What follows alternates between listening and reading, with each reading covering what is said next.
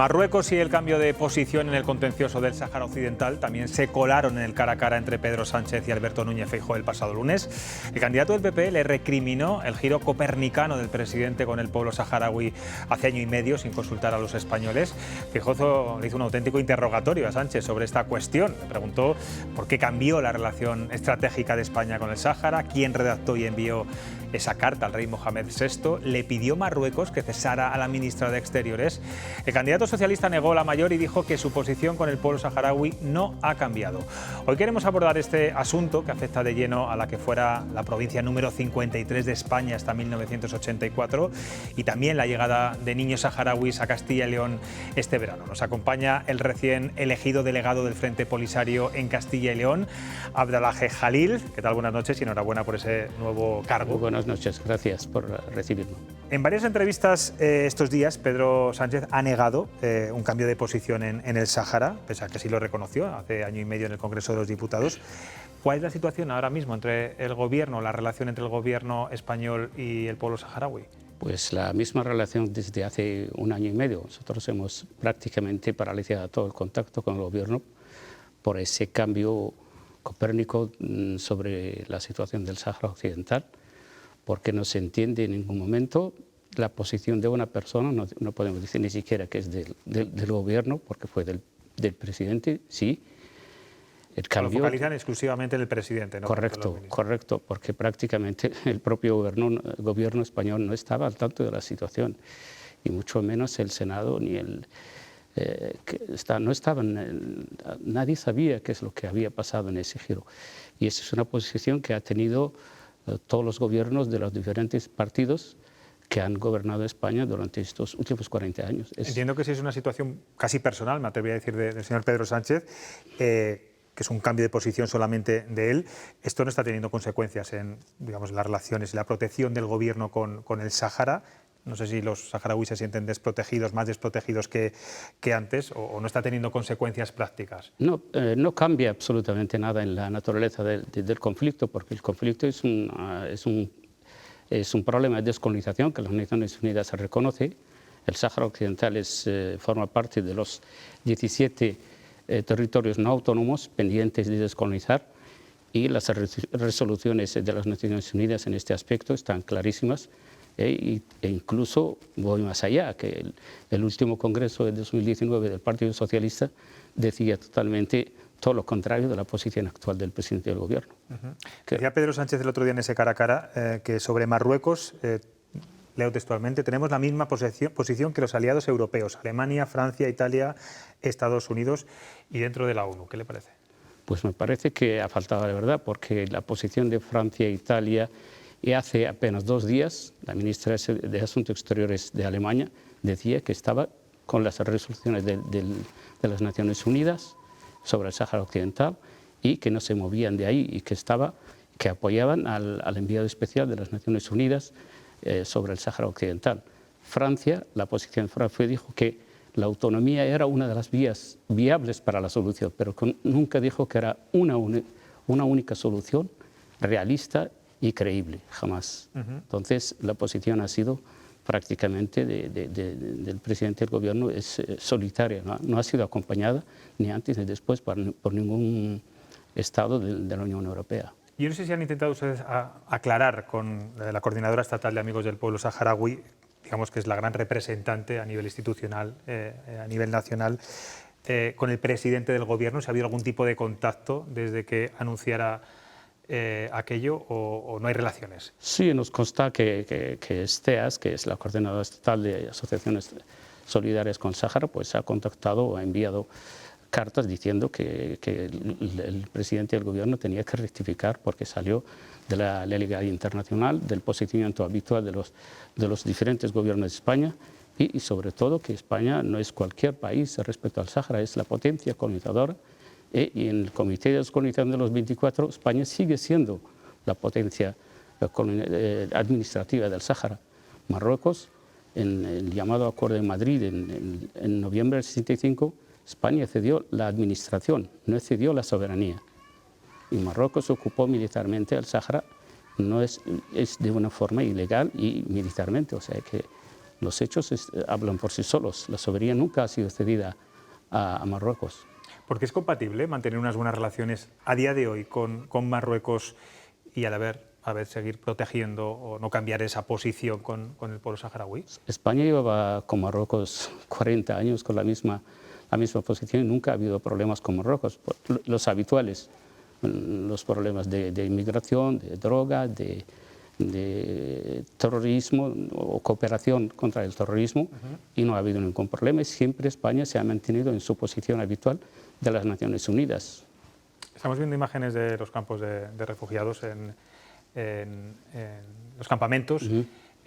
¿Usted cree que los españoles, usted lleva ya bastante tiempo aquí, acaba de aterrizar en Castilla y León como delegado, pero ha estado también en La Rioja, ¿somos conscientes de los problemas que tiene el pueblo saharaui, de cómo se vive en esos campamentos? ¿O no queremos mirar? No, yo creo que los españoles de punta a punta, derecha a izquierda, son conscientes de la situación. Lo que sí que necesitamos es mucha difusión y conocimiento de la causa saharaui. Hay un empobrecimiento y una falta de conocimiento a nivel de la calle de la cuestión saharaui. Pero el movimiento solidario más grande que hay a nivel del mundo está en España. Prácticamente, no puedo decir en cada pueblo, pero en cada provincia hay una asociación o varias asociaciones. Es verdad que están ustedes muy asentados, ¿no?, en las comunidades autónomas. Correctamente. Nosotros tenemos en las 17 comunidades 17 delegaciones que coordinan con un movimiento solidario el apoyo al pueblo saharaui en todos los aspectos político, humanitario, etc. Y señor Jalil, viendo que no hay solución, bueno, la solución está claro que es ese referéndum de autodeterminación que fue avalado por las Naciones Unidas, que está durmiendo el sueño de los justos.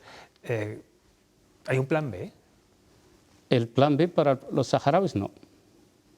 Para Marruecos es la ocupación. Para las Naciones Unidas es el referéndum de autodeterminación. Entonces no tenemos, el único plan B que hay son las negociaciones que están haciendo el enviado especial de las Naciones Unidas o del secretario, concretamente el secretario general, y esas rondas de contactos hasta ahora, o negociaciones desde el 87 para acá, no han dado todavía, no se ha llegado a un punto de encuentro entre Marruecos y el Frente Polisario para resolver el conflicto. Para nosotros hay tres vías. Una es la autodeterminación del pueblo saharaui mediante un referéndum. La otra, que dejen al pueblo saharaui que si quiere autonomía, integración o independencia. Marruecos le tiene miedo a lo que es el referéndum, lo que son los votos, lo que es un proceso democrático. Entonces Marruecos siempre huye. Fue quien aceptó el primer día en Nairobi, en la cumbre de la Unión Africana, de plantear el referéndum como solución, y al final es el que se ha hecho atrás. Es verdad que los medios de comunicación, y aquí tengo que entonar el mea culpa, nos acordamos del pueblo saharaui siempre por estas fechas, cuando vienen los niños en ese programa de vacaciones en paz. Deberíamos hablar más de ustedes, está claro. Este año van a llegar unos 140 a Castilla y León, entre 7 y 12 años. ¿Por qué se ha retrasado hasta el 16 de julio? ¿Qué ha pasado? Sí, tenía que haber venido los niños a principios de mes, como otras comunidades que han llegado y otras están pendientes, pero son problemas totalmente técnicos, porque hace falta una coordinación de AENA con las autoridades argelinas. Es necesario las autorizaciones de su delegación de gobierno, del menor, y son una serie de condiciones que si no están completamente ya asentadas, pues los niños no pueden venir más. El consulado en España, en Argel, tiene que tramitar los visados de casi 3.000 menores, más los acompañantes. Entonces, es toda una cadena de hechos que hasta que no esté terminada esa cadena, pues los niños no pueden venir. Es un tema burocrático, fundamentalmente. Sí, más o menos, sí. Entre una cosa y otra, pues se ha retrasado hasta el 16. Por lo tanto, este verano van a estar menos tiempo, digamos. Sí, 10 o 15 días. Sí, bueno, ya el 16 de julio. ¿Qué factores están influyendo, señor Jalil, para que cada vez parece que hay menos familias de acogida? Bueno, los factores son los que ustedes creo que conocen. Los factores elementales después de la pandemia, pues muchísimas familias tienen problemas económicos.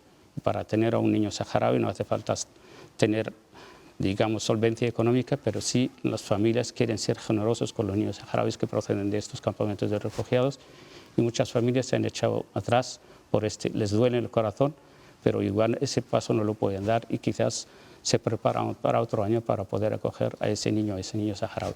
Ese es un factor muy influyente en este aspecto. Una de las bondades que tiene también que estén aquí estos niños son las revisiones médicas fundamentales. Correcto. Para ellos, de todo tipo, de vista, de muchas cosas. ¿Qué supone, sobre todo para ellos, venir aquí? Decía, yo entrevistaba a su antecesor hace 2 años y decía que España es la puerta al mundo para el pueblo saharaui, para esos niños, sobre todo para que vean que hay pueblos donde se puede vivir en libertad. Correcto, esos niños han nacido, como usted ha dicho, en campamentos de refugiados, no conocen lo que es el exterior y cuando vienen pues se sorprenden que hay un mundo exterior que tiene su libertad, que respira, que hay personas que no son de su raza, ni de su color, ni de su cultura, que les acogen en su propia casa, les tratan como un hijo más y eso para nosotros es gratificante porque el niño a partir de 7, 8, 9, 10 años empieza a abrir la mente de que hay un mundo exterior. Si hay un país que es cruel, que les ha quitado su tierra y su libertad, hay gente y otro país que sí les abren los brazos, los corazones y las manos.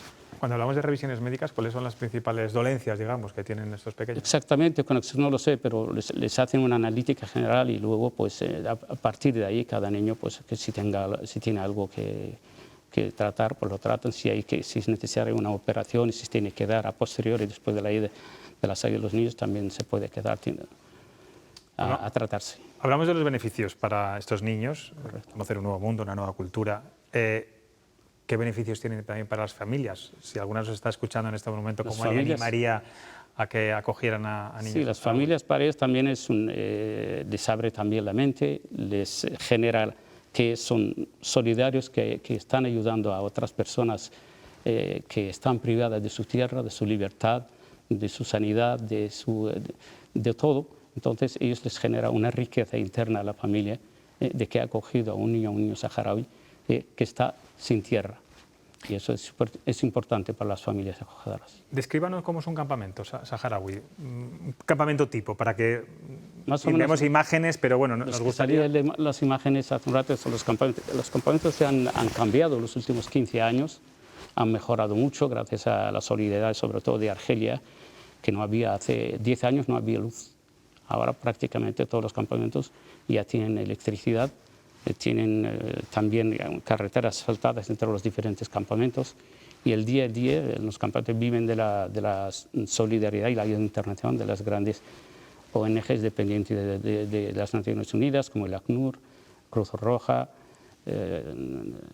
Estas ONGs son las que prácticamente de día a día ayudan a la supervivencia de refugiados saharaui a luchar contra, a pesar de que es un clima desértico con 50 grados de calor. Estamos viendo ahora mismo en imágenes. Sí, entonces realmente de día es una lucha no solamente contra el día a día, sino también contra el clima, que es ahí, sobre todo en verano, es asfixiante. ¿Con qué frecuencia va usted allí? Yo voy 1 o 2 veces al año, sí, dependiendo de las delegaciones que van, les acompaño, voy con ellos. También a veces tenemos que ir, ahora no ha sido la oportunidad, pero también cuando vienen los niños, pues vamos y los acompañamos, los traemos para acá. Tenemos aquí a 3 contertulios que también le van a hacer alguna pregunta. Encantado. Vamos a empezar con Guillermo Garavito. Buenas tardes. Muy buenas tardes. Yo quería preguntarle a qué cree que se debe ese cambio por el que preguntaba el otro día también el señor Feijóo, el jefe de la oposición. Hablaban ustedes de que había sido o parece ser muy personalista esa decisión de Pedro Sánchez de volver aliado estratégico a Marruecos. Esa por un lado y en segundo lugar, si ve viable que con un nuevo gobierno en España volviéramos a la situación previa que ustedes añoran y que parecía la lógica hasta ahora. Bueno, la primera parte de la pregunta es que ni los propios ministros del señor Sánchez conocen por qué ha sido. Por lo tanto, me es difícil de poder responderle. Y la segunda parte yo creo que es de sensatez de que cualquier gobierno que vuelva a la Moncloa pues restablezca las relaciones y el posicionamiento que tenía anteriormente. Todos los gobiernos desde el 78 para acá han mantenido esa posición en coherencia y en concordancia con las Naciones Unidas. Pero ¿qué es lo que usted piensa? ¿Qué es lo que cree que ha pasado? Y es una pregunta casi personal.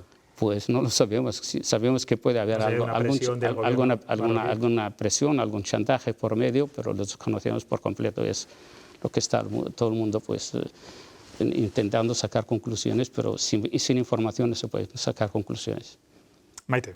Buenas noches. Muy buenas noches. Hablamos de un cambio de posición del Gobierno que sí que dejó perplejo a todo el mundo, pero realmente escuchándole y viendo que desde el 87 se está negociando, ni ese cambio, por lo que usted dice, ha tenido más consecuencias, que ahora mismo no hay una relación, ni otra vuelta a la posición anterior agiliza una solución a un conflicto y a una situación extrema en la que vemos que viven.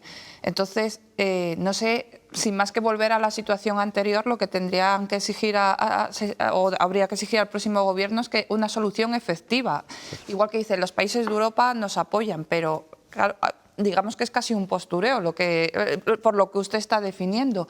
Y no sé si también piensa que está afectando esta cronificación de los refugiados, porque con los conflictos ahora mismo digamos que casi ya hay una crisis de solidaridad, que casi no... Dice, las familias por la crisis no pueden, pero es verdad que se ha sido con los ucranianos, con los sirios, aunque con ustedes haya esa vinculación de haber sido colonia española, no sé si cree que eso también va un poco en contra de su lucha.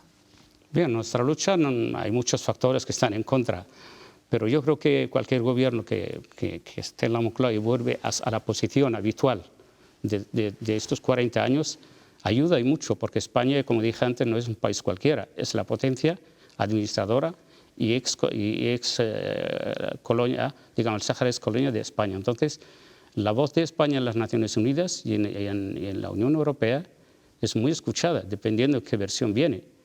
Entonces, es como lo que ha hecho Portugal con Timor del Este, que fue ocupado militarmente por Indonesia y al final, gracias a Portugal, el posicionamiento del gobierno portugués, su trabajo en las Naciones Unidas y en la Unión Europea, pues se ha llegado al referéndum en donde el pueblo de Timor del Este ha podido decir su palabra y ahora Timor es un país independiente. Por tanto, el papel de España es fundamental en todos los aspectos, en el tema del Sáhara, tanto humanitario como político, etcétera. Por lo tanto, es súper importante que España vuelva a esa posición de las Naciones Unidas y de la legalidad internacional.